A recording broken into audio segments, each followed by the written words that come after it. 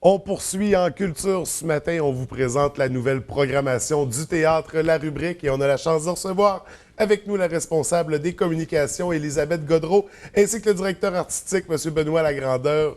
Bienvenue à tous les deux, ça va bien? Merci.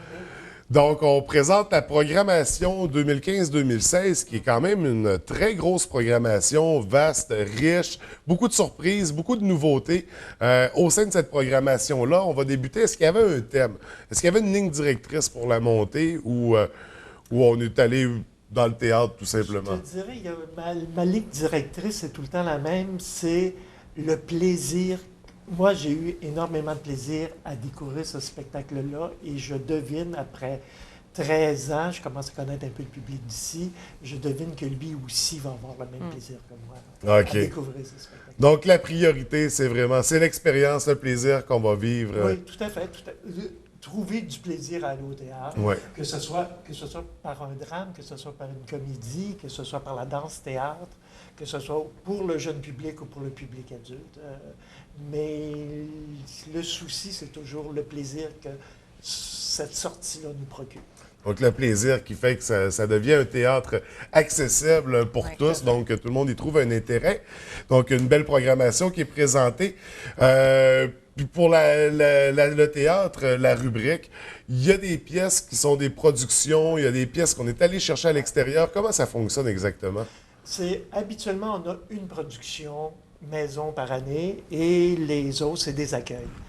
Cette année, depuis deux, trois ans qu'on fait ça, on fait également des coproductions, dans le sens qu'on s'associe avec des compagnies d'autres régions pour monter les productions. Donc, ça fait des équipes qui sont composées à la fois d'artistes de Saguenay, comme là, je vais donner l'exemple de la production qui commence demain, c'est avec des artistes de Carleton-sur-Mer, de Montréal et du Saguenay. Ce qui est bien, c'est que ça prolonge les représentations. Parce que, bien sûr, ce spectacle-là, déjà en partant, ça va se promener chez les trois coproducteurs. Donc, pour toute l'équipe, c'est drôlement plus intéressant de jouer 60 fois au lieu de seulement 15 fois. On combine les talents aussi des équipes d'un peu partout. Donc, tu vas chercher l'expertise du Saguenay, mais justement pour Saint-André-de-l'Épouvante qui commence demain, de la Gaspésie et de Montréal. Donc, ça mixe les talents, ça mixe les compétences, puis ça donne lieu à des productions, des coproductions qui sont épatantes. Donc, justement, on en parle, donc ça commence demain, cette coproduction-là. La première officiellement de la programmation, Saint-André-de-l'Épouvante, qui est un texte de Samuel Archibald qu'on connaît très bien, qui revient régulièrement dans la région pour divers événements. Qu'est-ce qui a dirigé vers le choix de cette pièce-là? Parce qu'en coproduction, donc, vous avez décidé de la monter. Pourquoi on l'a choisi, celle-là? Comment dire, c'est un coup de cœur des trois directeurs. Patrice Dubois, qui est le directeur du PAP, du Théâtre PAP, Denis Michaud, qui est le directeur du Théâtre Production Tour de Rôle, et moi, qui avions lu le fameux le fameux récit nouvelle Arvida de Samuel, et tous les trois, on avait eu quel univers, quelle langue, comment qu'on pourrait transposer ça au théâtre. Et comme tous les trois, on est du Saguenay et que Samuel vient également du Saguenay, donc on l'a contacté. Dans un premier temps, on se demandait est-ce que c'est possible de transposer au théâtre Arvida. Samuel a dit écoutez, moi, ça va être la première fois que je vais écrire pour le théâtre. Donnez-moi une chance. Je veux, au contraire, essayer de bâtir une histoire vraiment pour le théâtre. Donc, on lui a donné carte blanche, en sachant qu'il allait toujours aller dans ses univers à lui, qui est tout le temps, comment dire, une quête de tout ce qui est un peu étrange, tout ce qui est un peu occulte, la réalité versus le rêve et tout ça. Donc, c'est tous des univers qui nous intéressaient beaucoup. Donc, on peut dire que le texte a été écrit pour vous. Ah oui, tout à fait. Littéralement. On appelle ça une commande. C'est vraiment une commande. Et Samuel a participé souvent en processus d'écriture. On amenait des comédiens en salle de répétition pour lire les premières versions. Donc Samuel entendait tout de suite qu'est-ce que ça donnait. Il pouvait, lui corriger ou augmenter ou diminuer les partitions. Puis je pense que c'est ça qu'il a trouvé intéressant dans le processus, c'est que normalement, quand tu écris un livre, évidemment, les gens le lisent, puis tu n'as pas le feedback de ça. Mais là, lui, entendait aussi la réaction de la foule automatiquement suite à la lecture de ces lignes qu'il avait écrites. Donc, je pense que c'est peut-être une expérience qu'il va répéter parce qu'il a de l'air à avoir pris goût. Ah, il y a eu la piqûre. piqûre. Ouais. Donc, intéressant, une belle collaboration qui est née, puis on espère que ça va se poursuivre. Déjà, comme première production, ça met l'eau à la bouche. Là. On dirait que ça donne le ton, une programmation qui commence en force, en puissance avec cette pièce-là. Si on résumait les grandes lignes de l'histoire, à quoi il faut s'attendre? De l'histoire de Saint-André-des-Pins? Oui. Oui, il y a les grandes lignes. Déluge, quasi-déluge depuis quelques jours au village de Saint-André. Donc, impossible de faire quoi que ce soit.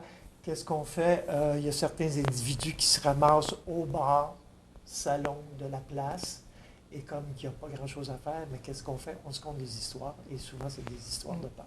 Donc, Mais des histoires qu'on se demande tout le temps quelle est la part de vrai et quelle est la part d'inventé dans ces histoires-là. Et Saint-André-de-l'Épouvante, c'est vraiment un village au lac Saint-Jean. Puis Samuel, c'est ça, qui a été surnommé Saint-André-de-l'Épouvante. Il y a plusieurs, justement, légendes autour de la signification du nom. Mais Samuel dit que même quand il était petit, c'est quelque chose qui l'interpellait. Donc, ça tourne autour de ça. C'est très mystérieux, justement, une ambiance où il pleut. Ça donne une facture très, très cinématographique, parce que veut pas, le suspense, le côté occulte et tout ça, c'est toujours assez difficile à transposer au théâtre. C'était ça le défi de cette production. Et là, ça s'adresse à un public plus adulte ou c'est général? Oui, je dirais général, c'est sûr, pas les enfants, mais je dis, moi, dès l'adolescence, on peut très bien apprécier. Parce que c'est un élément que je trouve qui ressort de la programmation. Il y a du contenu adulte dans tout ça. Ah, oui, du bien contenu sûr. mature, là, donc... on fait garder les enfants, puis on va se payer un trip de théâtre pour adultes. On est moins familier, je pense, avec cette formule-là aussi. Souvent, les pièces, on les imagine plus générales un peu. Comment c'est abordé, le théâtre pour adultes? Moi, effectivement, ma programmation adulte est vraiment conçue dans ce sens que je sais que je m'adresse à des adultes, à des gens qui ont un bagage... un bagage de vie, non seulement un bagage de vie, mais aussi... une ouverture. C'est ça, une ouverture, qui ont le goût de se faire parler de choses du quotidien ou qui les touchent, mais d'une autre façon que par un reportage, un reportage journalistique, quelque chose. Donc, il y a une mise en situation dramatique où là, on reconnaît des enjeux de qu'est-ce qu'on peut vivre au quotidien. Il y a vraiment une variété parce que, il y a autant du suspense que des classiques, que de la comédie. Donc, tout le monde va trouver son compte. Puis même si la personne n'est pas quelqu'un qui va au théâtre régulièrement, ça peut être une première approche aussi vers le théâtre qui va ouvrir des horizons, en fait, là, que la personne, après ça, on va dire, moi, j'ai apprécié aller au théâtre, puis je ne savais pas que c'était ça. Puis ouvre la programmation, puis se rend compte que, finalement, il y a plusieurs choses qui peuvent lui plaire. Mais c'est ça, parce qu'il y a encore des mythes autour du théâtre, que c'est pour les bourgeois, que c'est pour... C'est un théâtre populaire, puis populaire dans son très bon sens. C'est un théâtre accessible qui parle au monde du monde. Donc, au théâtre de la rubrique, on brise ces mythes-là, on montre que c'est faux, que c'est pour tout le monde. C'est comme le cinéma, même que c'est un cinéma interactif, puis vivant, c'est sur scène, et les comédiens sont là, sont présents. On n'oublie pas les enfants quand même. On a sur 14 spectacles, cette année, on a 10 spectacles pour adultes, mais on en a quand même 4 pour enfants. Ça va être des beaux spectacles pour enfants, donc on invite les familles à venir, les grands-parents à sortir avec les petits-enfants. On a beaucoup d'écoles aussi qui viennent au Théâtre La Rubrique, un gros volet de médiation culturelle sur lequel on travaille assez fort. Donc, pour faire comprendre justement le théâtre et l'essence du théâtre aux plus jeunes et même aux plus vieux, parce que c'est un service qu'on offre quand on a des pièces pour adultes. Donc, une petite mise en contexte de la pièce avant la représentation, puis après, on a des sessions de questions avec les artistes. Puis, cette année, on le voit surtout avec le dessus de notre programmation, il y a beaucoup de têtes d'affiche. Donc, les gens vont pouvoir venir au Théâtre La Rubrique, puis rencontrer des vedettes québécoises qui vont venir jouer à Jonquière. Et des apprécier dans une salle qui est quand même à dimension humaine, dans le sens que le contact scène-salle est très, très... très proche. Oui, il y a une proximité, il y a une relation qui s'établit définitivement. On parle beaucoup du théâtre La Rubrique. On a parlé de la première pièce. On va quand même y aller poursuivre avec la programmation rapidement. Qu'est-ce qu'il y a à surveiller là, au cours d'ici les fêtes là, au théâtre La Rubrique? D'ici les fêtes, il y a le retour sur scène de Luc Picard. Ça faisait très Oui. longtemps qu'il n'avait pas fait de théâtre dans un spectacle. Je vais juste vous donner le titre. Déjà, le titre, c'est tout un programme. Exercice de diction. Instruction pour un éventuel gouvernement socialiste qui souhaiterait abolir la fête de Noël. Alors déjà, ça amène beaucoup de questionnements. La pièce est finie. C'est ça. Ouais, c'est ça. C'est la seule ligne. Donc, c'est déjà très loufoque en partant. On s'attend à quelque chose de décousu, de déjanté. C'est surtout un suspense qui met en scène la crise économique. Mais habituellement, on parle tout le temps de la crise économique pour parler des répercussions que ça a sur le monde, ce qui est très, très bien, mais on oublie souvent de nous montrer l'autre côté de la médaille. Justement, du côté des financiers, comment cette crise financière-là a pu se vivre et quelles répercussions ça peut avoir sur leur interrelation, tout ça. Donc, il y a un côté suspense, mais il y a un côté aussi... conscientisation. Oui, conscientisation, puis on dévoile aussi un côté de la médaille qu'on voit souvent. Donc, avec Luc Picard, on ne s'attend pas au contraire non plus. On s'attend à voir des engagements, des trucs dénoncés. Donc, une pièce à surveiller qui sera présentée. On parle d'une fin de semaine, je crois. Ah, c'est le vendredi 23 octobre. OK. Sinon, il y a Vinci qui est un spectacle à l'époque qu'avait créé Robert Lepage. Du temps que Robert Lepage n'était pas connu. Moi, je me souviens, je l'avais vu à l'époque, 30 ans, 25 ans, 30 ans, au théâtre de Katsou. Et on avait été subjugués. C'est le spectacle qui a mis le pied à l'étrier à l'international à Robert Lepage. Là, ce n'est pas Robert qui le joue, mais c'est avec sa bénédiction. C'est Frédéric Dubois de Québec qui a repris ce spectacle-là, qui le recrée 25 ans après. Sinon, on a un spectacle de danse-théâtre un petit peu baveux, un peu rock'n'roll, ce qui fait du bien. Ainsi parlait. On a un spectacle également pour adultes, Coq. Effectivement, le mot dit beaucoup. Oui, c'est effectivement sur un triangle amoureux dont on n'a pas l'habitude de voir, à savoir deux hommes et une femme. Un homme qui ne sait plus s'il veut rester avec son copain du moment ou plutôt aller vivre avec une femme dont il vient de tomber amoureux. Donc, on organise un souper pour voir, chacun essaie de tirer de son côté pour essayer de le séduire et tout ça. Donc, une histoire qui semble assez intéressante, assez savoureuse. Et deux spectacles pour jeunesse, Un château sur le dos et Le merveilleux voyage de Réal de Montréal. Donc, ça, c'est avant les fêtes. Oui, c'est ça, parce que ça continue. Là. Il y a encore beaucoup de spectacles, mais on a les entrevues. On n'a pas le temps de parler de tout ça à la fois. Il faudra se revoir pour couvrir la deuxième partie.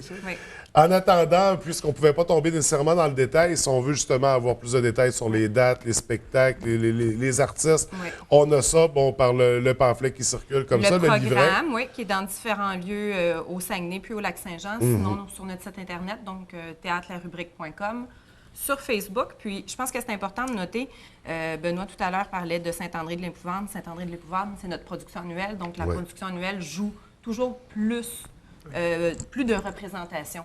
Donc, c'est plus qu'une. C'est du 16 septembre au 4 octobre au Théâtre La Rubrique.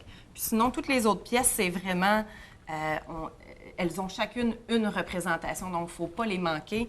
On a un petit outil cette année. On a ajouté justement le mot du directeur artistique, donc un peu les mots de Benoît pour conseiller, comme si c'était un ami qui vous conseillait une pièce. Et on a étiqueté également chacune des pièces pour faciliter la sélection pour les gens. Comme ça, ceux pour qui ça peut être une première approche au théâtre, pour qu'ils sachent en fait comment se retrouver choisir. Dans tout ça, Exactement. Donc, et aussi ajouter qu'à Saint-André-de-l'Épouvante, on est à l'affiche 3 semaines et cette année, on a décidé de revenir avec des représentations le dimanche en après-midi. OK. Parce qu'on sait qu'il y a des gens à qui ça peut plus convenir. Oui, plus accommodant. Oui, c'est plus accommodant. Donc, on débute dès maintenant avec Saint-André-de-l'Épouvante. Ça commence demain, après-demain, le 16. Demain soir. Donc, c'est la première pièce de la programmation et c'est à mon sens, l'incontournable, c'est votre production. Il faut l'avoir absolument. Donc, écoutez, je vous remercie d'être venu nous présenter tout ça.